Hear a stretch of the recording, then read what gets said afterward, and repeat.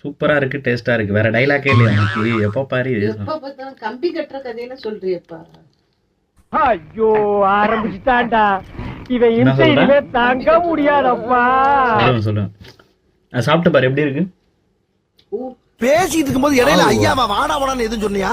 Wow. Wow. நான் போன வீடியோவில் போட்டதுக்கு ரெசிபி சொல்லுங்கன்னு கூப்பிட்டு கேட்டிருந்தாங்க.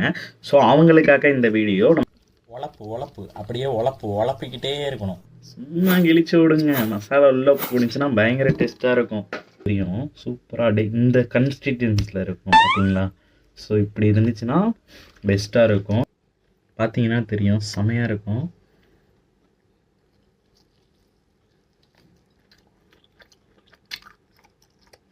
டிஃப்ரெண்ட்டாக ட்ரை பண்ணுவோம். எண்டு பஞ்ச் ஒன்று சூப்பரா மாட்டிருக்கு, அது கேள.